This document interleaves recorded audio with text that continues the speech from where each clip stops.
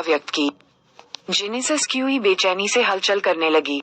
सभी स्वर्गवासी भयभीत हो गए जब उन्होंने पाया कि वे आसपास के जेनेसिस क्यूई से अलग हो गए हैं और इससे उनका संबंध टूट गया है।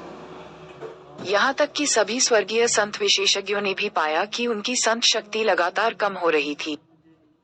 कंगक्सुआन संप्रदाय में कई संत विशेषज्ञों के भाव काफी बदल गए, उनके चेहरे भय से स्तब्ध हो गए। संत विशेषज्ञों में से एक ने कुरूप भाव से कहा, पवित्र भगवान ने अपना परिवर्तन पूरा कर लिया है। इतनी शक्ति, वह पहले से कहीं अधिक भयानक है। हालांकि पवित्र ईश्वर पहले से ही उनके लिए एक बहुत ही भयावह अस्तित्व था, यह उस स्तर तक नहीं पहुंचा था जहां वह उपस्थित हुए बिना भी जेनेसिस क्यूई पर सभी स्वर्ग विशेषज्ञों के नियंत्रण को प्रभावित कर सके। जिन लुओ, कैंग युआन, डी लोंग और ची जी ने एक दूसरे की आंखों में कड़वाहट देखकर एक दूसरे की ओर देखा। ऐसी शक्ति किसी को भी निराशा से पागल कर सकती है। पवित्र भगवान जल्द ही अवतरित होंगे, प्रधान संप्रभु जिन लुओ ने गहरी आह भरी।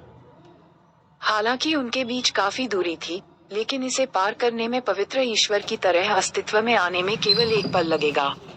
जब वह अंततः पूरे स्वर्ग पर उतरा, तो उन सभी को जल्द ही अपने विनाश का सामना करना पड़ेगा।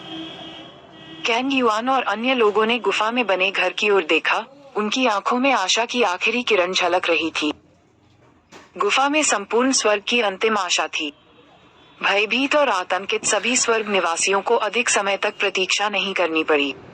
वे दूर से धीरे धीरे आ रहे एक अवर्णनीय दैवीय दबाव को महसूस कर सकते थे। असंख्य जीवित प्राणियों ने अपना सिर उठाया। एक विशाल चेहरा जो किसी की दृष्टि से परे फैला हुआ था, आकाश के बाहर दिखाई दिया और उदासीनता से पूरे स्वर्ग को देखा। अनगिनत लोग उसकी निगाहों के नीचे अनियंत्रित रूप से कांपने लगे, उनकी आत्माएं ढहने के लक्षण दिखाने लगीं। क्या आप सभी तैयार हैं? एक उदासीन आवाज स्वर्ग के बाहर से दुनिया के हर कोने में गड़गड़ाहट की तरह फैल गई।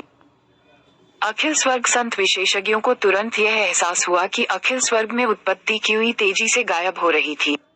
कुछ सेकंड के बाद पूरा स्वर्ग जेनेसिस क्यूई के बिना एक साधारण दुनिया के समान हो गया। N/LB1N।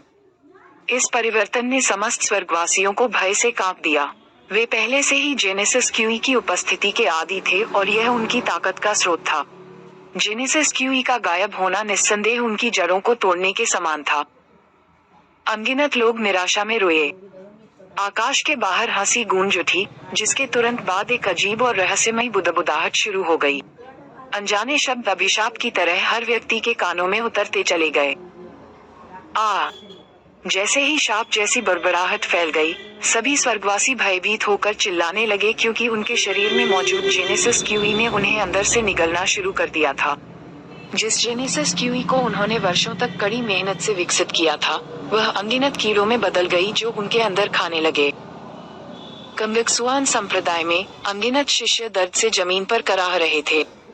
कई लॉ डोमेन और सेंट विशेषज्ञों की भौहें एक दूसरे से कसकर चिपक गईं क्योंकि उन्होंने विद्रोही जेनेसिस क्यूई पर लगाम कसने की भरसक कोशिश की। हालांकि रहस्यमय बड़बड़ाहट तेज होने के कारण उनके प्रयास स्पष्ट रूप से धीरे धीरे प्रभावशीलता खो रहे थे। शक्तिहीनता उन पर हावी हो गई। क्या भूमि से उठकर आकाश की ओर बहने लगी। प्रत्येक धारा एक सर्वस्वर्ग निवासी के सार और उत्पत्ति क्यूई को निगलने का प्रतिनिधित्व करती है। ये बेहद दुखद दृश्य था।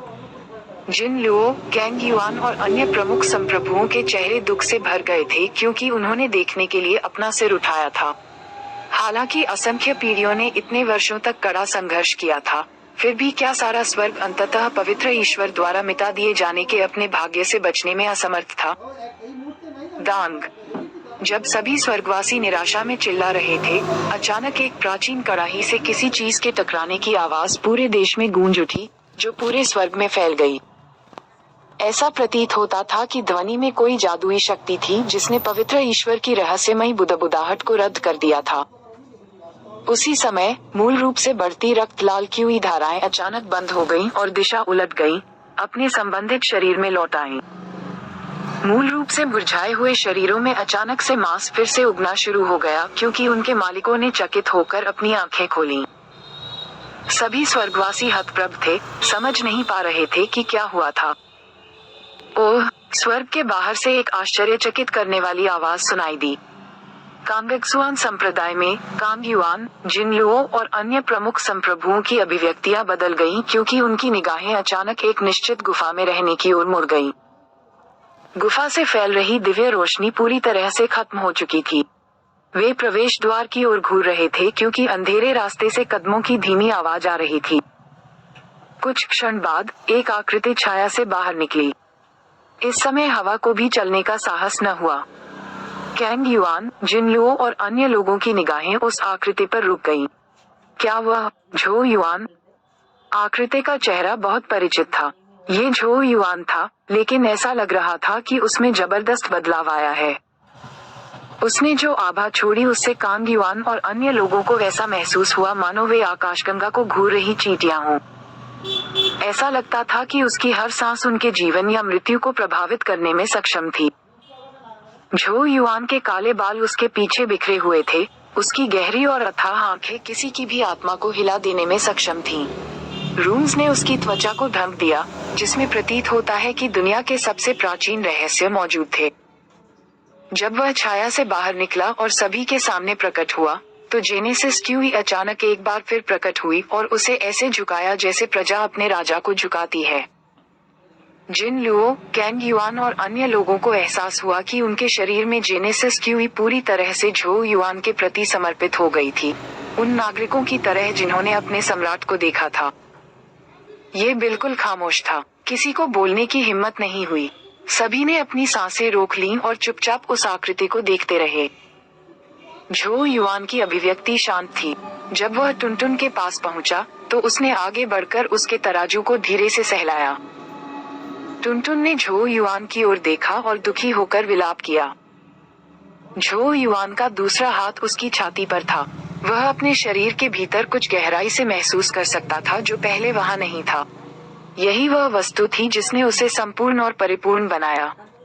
ये दिव्य हड्डी थी। याओ याओ ने खुद को जिस हड्डी में बदल लिया था, वह याओ याओ की आभा के अंतिम कतरे को भी स्पष्ट रूप से महसूस कर सकता था जो उसके शरीर के भीतर बह रहा था, जो हमेशा के लिए उसके साथ जुड़ा हुआ था। झो युआन ने अपना सिर उठाया और एक गहरी सांस ली और अपनी आंखों से आंसू गिरने से इनकार कर दिया। अंत में उन्होंने कहा, टुनटुन, मुझ पर विश्वास करो, मैं निश्चित रूप से याओ याओ को वापस लाऊंगा। उसने अपनी निगाहें आकाश के बाहर विशाल चेहरे की ओर घुमाई, जैसे अंतहीन बर्फ ठंडी हत्या का इरादा सुनामी की तरह उसकी आंखों में उभर आया। संपूर्ण भूमि का तापमान तेजी से गिर गया। हालांकि मैं पहले इस मुख्य अपराधी से निपटने जा रहा हूँ। अनगिनत निगाहों के बीच झो युआन आगे चला गया। अंतरिक्ष उसके चारों ओर तरंगित हो गया और दिव्य प्रकाश की एक चमकदार गेंद हवा में उड़ गई, जिससे आकाश को तोड़ते हुए अखिल स्वर्ग की अंतिम आशा सामने आ गई। जैसा कि उन्होंने देखा, कैंग युआन, जिनलुओ और अन्य लोगों को पता था कि पूरे स्वर्ग के भाग्य का फैसला करने की अंतिम लड़ाई आखिरकार आ गई थी।